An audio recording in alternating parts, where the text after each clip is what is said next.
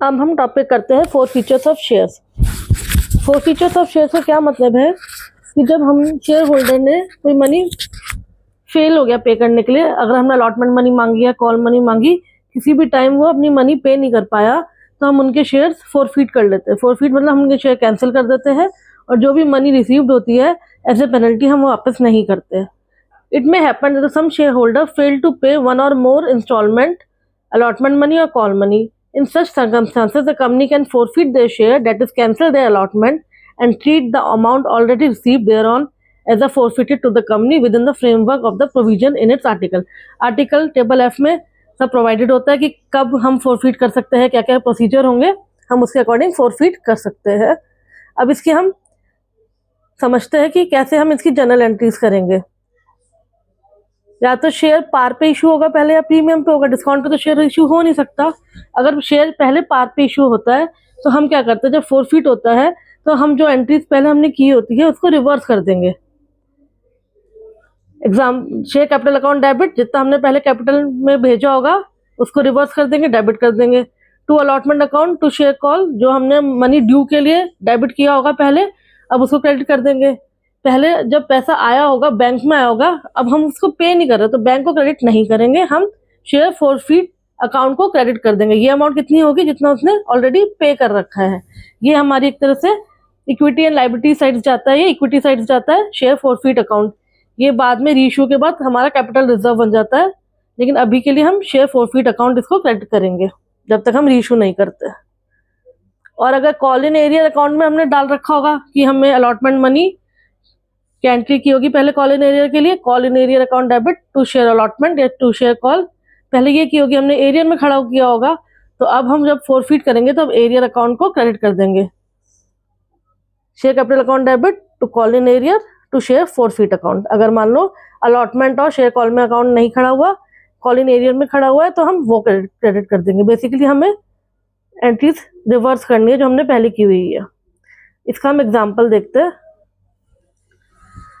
XYZ Limited issue 10,000 equity share of ₹10 each, payable on application 2 per share, allotment पे 3, first call पे 3, second call पे 2। Z was allotted 80 share, failed to pay allotment money and share were forfeited after allotment। अब हम अलग अलग scenario देखेंगे कि कहाँ तक पे किया, कितना हमने कॉल किया था और कब हमने इसको फोरफीट किया। तो जैसे जैसे क्वेश्चन हमें से डिमांड करेगा हम वैसी एंट्रीज करेंगे। हम केस वाइज समझते हैं। सबसे पहले है fail to pay allotment money and share were forfeited after allotment. मतलब हमने अलॉटमेंट के बाद मनी कॉल ही नहीं की होगी, हमने पहले ही अलॉटमेंट मनी कॉल की, उन्होंने पे नहीं की, हमने शेयर फोरफीट कर दिया, हमने आगे के लिए वेट नहीं किया, ऐसा हमारे आर्टिकल में लिखा होगा। तो हम क्या एंट्री करेंगे, हम एंट्री रिवर्स करनी है। हमने अलॉटमेंट तक जो इक्विटी शेयर कैपिटल में डाला होगा हम उसको डेबिट कर देंगे। Equity share capital account debit 400 rupees है। 400 रुपीज से कैसे, application money plus allotment money, तो 400 डेबिट हो गया। इतना हमने कैपिटल में डाला होगा, ये क्रेडिट हो, पहले क्रेडिट था अब हमने डेबिट कर दिया, रिवर्स कर दिया। टू इक्विटी शेयर अलॉटमेंट, जो हमने मनी ड्यू कर रखी होगी वो इक्विटी शेयर अलॉटमेंट में डेबिट किया होगा, तो अब हम उसे क्रेडिट कर देंगे। टू इक्विटी शेयर अलॉटमेंट, कितना ड्यू किया था हमने, 80 × 3 240 रुपीज, तो ये खत्म हो गया। और जो बैंक में पैसा आया होगा एप्लीकेशन के टाइम, हम बैंक रिवर्स नहीं करेंगे, हम पेमेंट नहीं करेंगे, हम उसे फोरफीटेड इक्विटी शेयर अकाउंट में डाल देंगे। कितना रुपी, जितना हमें रिसीव हुआ है, paid amount 80 × 2 160। First scenario clear.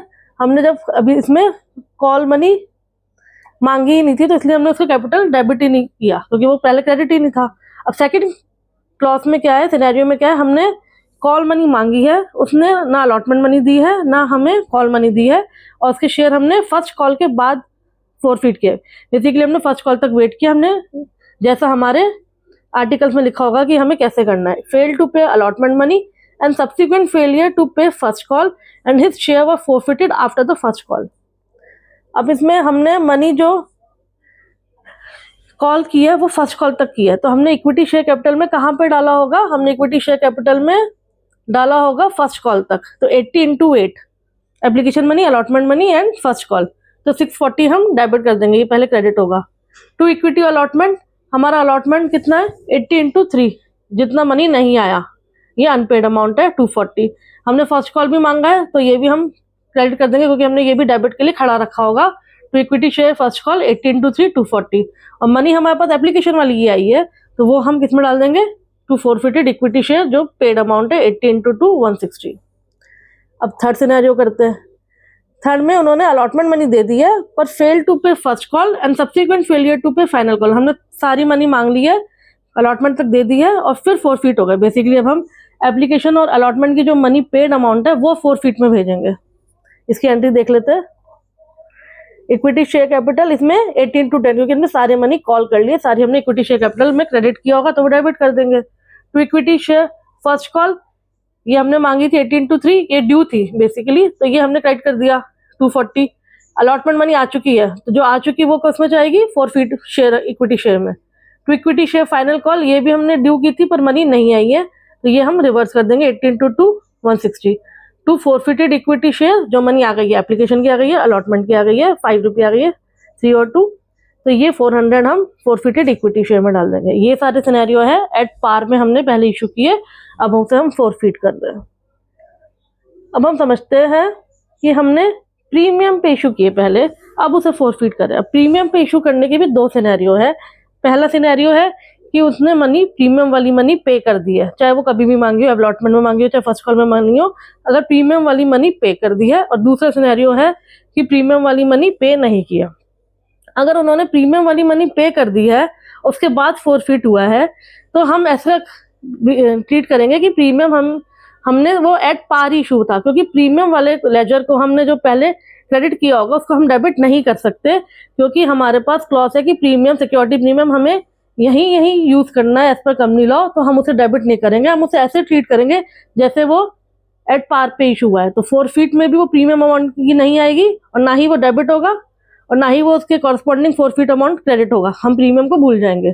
और अगर प्रीमियम नहीं रिसीव हुआ तब हम प्रीमियम को डेबिट कर देंगे और प्रीमियम में हम अकाउंट डेबिट कर देंगे, ठीक है, और ड्यू अमाउंट क्रेडिट हो गई उसमें। If share was initially issued at premium and the premium amount has been fully realized, but some of the share were forfeit due to the non-payment of call money, premium money आ चुकी है, the accounting treatment for forfeiture shall be on the same pattern as in the case of issue at par। हम भूल जाएंगे कि इसमें premium था भी, ना हम प्रीमियम के अकाउंट को जो पहले क्रेडिट हुआ है वो डेबिट करेंगे, ना फोरफिट अमाउंट में प्रीमियम की अमाउंट लेंगे, क्योंकि वो तो रिसीव हो गया ना, तो फोरफिट में जाना है पर हम उससे भूल जाएंगे वो अमाउंट कि प्रीमियम था ही नहीं। The important point to be noted in this context that the security premium account is not to be debited at the time of forfeiture if the premium has been received in respect of the forfeiture share, and the amount of forfeiture shall be excluding the premium amount.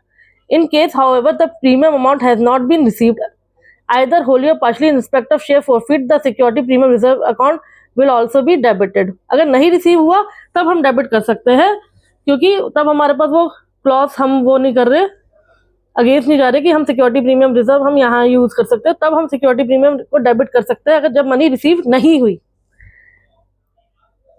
Will be debited with the amount of premium not receive along with the share capital amount at the time of फोरफिचर।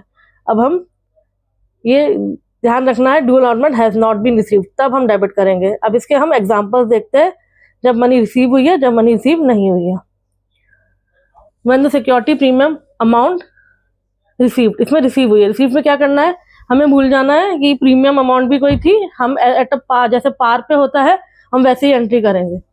XYZ dealing in the aerospace fuel issued 2 lakh equity share of 20 each at a premium of ₹5 पर share payable, 8 on application, 10 पे including premium, 5 premium है basically इसमें, and 7 on first and final call. The issue was fully subscribed and all the amount were duly receive with the exception of 10,000 shares who have failed to pay the share first call and final call। मतलब allotment money receive हो चुकी है, हमें premium receive हो चुका है।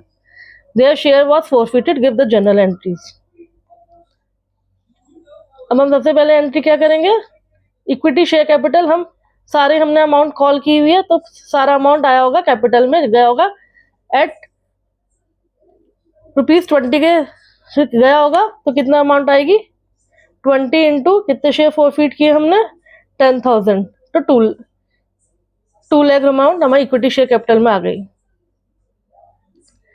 ठीक है। अब equity first and final call में कितना ड्यू था जो हमें नहीं मिला, 7 रुपये, ठीक है, 7 रुपये हमारे डेबिट खड़ा होगा, वो हम क्रेडिट कर देंगे 70,000 10,000 पे। और फोरफिट पे कितना आया होगा, कितने पैसे आए, अब हम इसमें इक्विटी शेयर प्रीमियम हम भूल गए कि ना हमने इक्विटी शेयर प्रीमियम को डेबिट किया अकाउंट को जो पहले क्रेडिट किया, ना हम फोरफीट में प्रीमियम अमाउंट लेंगे, तो हम भूल जाएंगे कि प्रीमियम अमाउंट है भी। तो कितनी अमाउंट हमें पे हुई है, 8 एप्लीकेशन में और 10 अलॉटमेंट में माइनस प्रीमियम 5, कितनी हुई 8 + 5 13, तो 1,30,000 ही फोरफीट में आएगा। फोरफीट अमाउंट कितनी है 10,000, 8 + 5 नॉट कंसिडर प्रीमियम।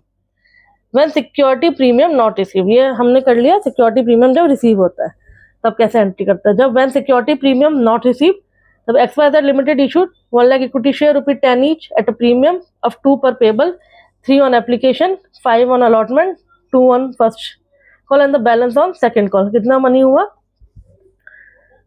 ₹2 हुआ सेकेंड कॉल में। Mister A allotted 1600 share, give the necessary entry, could not पे द अलॉटमेंट, मतलब उन्होंने प्रीमियम मनी पे नहीं की। एंड द फर्स्ट कॉल, जब प्रीमियम मनी पे नहीं की तब हम प्रीमियम रिजर्व को डेबिट कर सकते हैं, ठीक है। अब शेयर कैपिटल में कितना पहले क्रेडिट हुआ होगा, हमने फोरफीट कर दिया फर्स्ट कॉल के बाद ही, बैलेंस सेकंड कॉल हमने मांगा ही नहीं, तो कितना उसमें मनी गया होगा, ₹8 गया होगा शेयर कैपिटल में। तो 1600 × 8 12,800 हम डेबिट करेंगे। सिक्योरिटी प्रीमियम रिजर्व कितना होगा, कितना रुपये था प्रीमियम, ₹2, ठीक है। तो ₹2 कितना हुआ, 3200 हमने कर दिया, ये डेबिट, ये पहले क्रेडिट हुआ होगा, ये डेबिट कर दिया क्योंकि इसमें मनी नहीं आई है तो हम डेबिट कर सकते हैं। 2 शेयर अलॉटमेंट, ये मनी भी हमारे पास नहीं आई तो हमने इस पहले क्रेडिट हुआ होगा, डेबिट हुआ होगा, मांगा होगा, हम क्रेडिट कर देंगे 8,000, 1600 × 5। टू इक्विटी फर्स्ट कॉल 1600 × 2, ₹2 थे फर्स्ट कॉल में, अलॉटमेंट में ₹5 थे इंक्लूडिंग प्रीमियम, यहाँ पे भी प्रीमियम अमाउंट आ गई, क्रेडिट में भी प्रीमियम अमाउंट जो ड्यू थी वो खत्म हो गई, ठीक है। टू फोरफीट आया केवल कितना है, एप्लीकेशन अमाउंट, एप्लीकेशन पे कितना था ₹3 ऑन एप्लीकेशन, 1600 × 3 4800, ठीक है। अब कोई डाउट है तो बताइएगा कमेंट्स में। Thank you.